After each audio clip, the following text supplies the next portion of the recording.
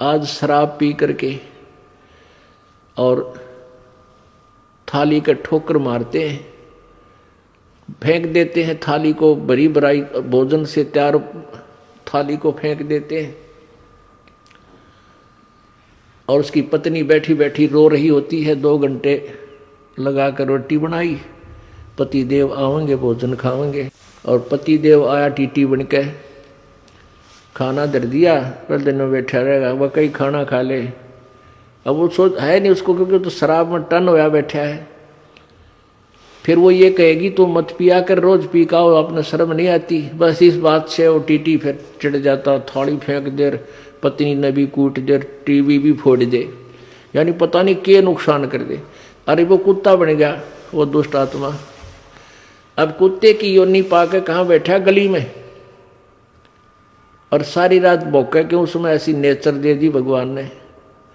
सारी रात भौंकते भौंकन से उसको भूख लगा है। सुबह उठकर फिर कहाँ जाता है, वो रसोई की तरफ सरकता है, किसी के दरवाजे खुला देखकर रसोई की तरफ भागता है, क्यों मैं कहा उसने अन्न की। अब उस लाट साहब ने कौन जान देगा, रसोई में कोई मारे लठ टांग के ऊपर लाग गया। आध घंटे तक रोए, बाहर गली में खड़ा होगा ट्या ट्या, और फिर दूसरे घर में सरके धीरे धीरे, हो सकता है उसके भाग में वह लठ मिला या टूक मिला। यदि वहां भी लठ मिल गया तो फिर कहाँ जाएगा, गांव से बाहर जाता है। क्या खाता है, वहां टट्टी खा कर आता है, वो जो थाली का लात मारा करता है वो दुष्ट आत्मा। तो अब ज्ञान बिना हमें ऐसा लगता है कि शायद हम कुत्ते गधे नहीं बनेंगे, हमारी न्योय मौज रहेगी। परमात्मा कहते हैं तू जाने तेरी ऐसे न बहेगी, ये तो हरदम लेखा वरना रे। छोटे बालक थे, कोई चिंता नहीं थी, कूदते फिरो थे, हैं कोई, और फिर जवान हो गए, रोजी रोटी की चिंता बनी। अब जवानी में भी चलो आदमी अपना टाइम पास कर लेता, फिर बूढ़े हो गए, कदे जाड़ पड़वानी, कदे आँख बनवानी, 3-4 तो सपेर पार्ट साथ रखने पड़ेंगे, किता चश्मे, किता दांत, किता हाथ में डोगा। तो कहते तू न सोचा था कि मैं सदा जवान रहूंगा या ऐसे ही मेरी बात बनी रहेगी। नहीं, ये तो एक सांस सांस का अकाउंट तेरा प्रतिदिन हो रहा है, और एक दिन ऐसा होगा आप शरीर छोड़कर जाओगे, अवश्य जाओगे, ये तो पता है। और फिर जिन्होंने पुण्य नहीं किए, सतगुरु का संग नहीं किया, वो फिर 84 लाख योनियों में धक्के खाएंगे।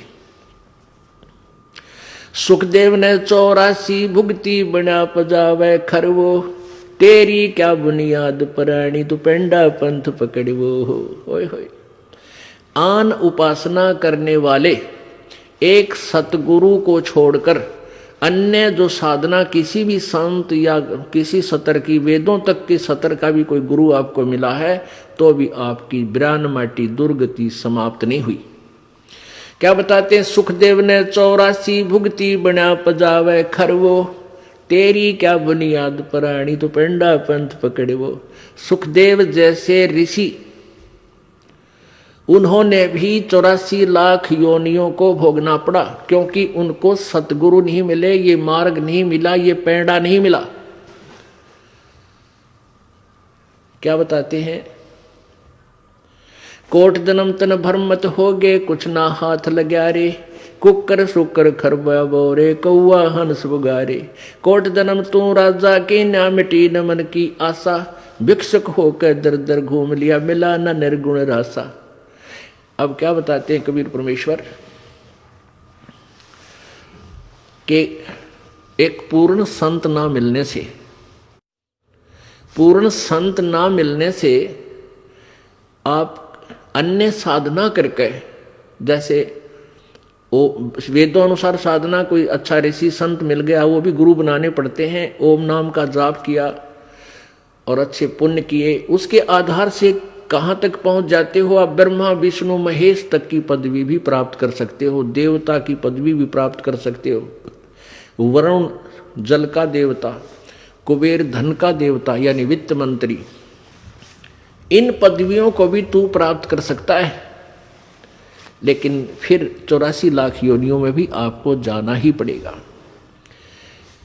कहते हैं भिक्षुक होके दर दर घूम्या और मिला न निर्गुण रासा। भिक्षुक होके, जैसे किसी को प्रेरणा हुई पुण्यात्मा को, घर त्याग दिया, जंगल में जा बैठा।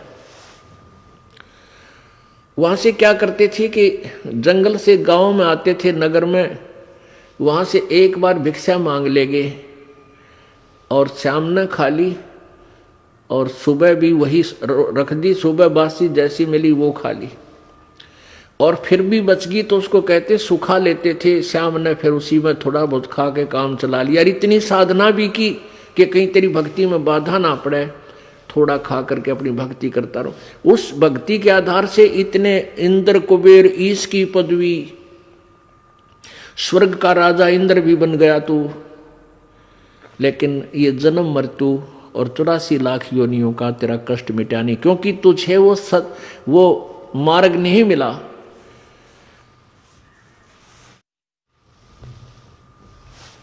क्या बताते हैं, युगन युगन की वासना हुई इकट्ठी आन, निर्मल कैसे होएगा तेरा सतगुरु लगे न कान।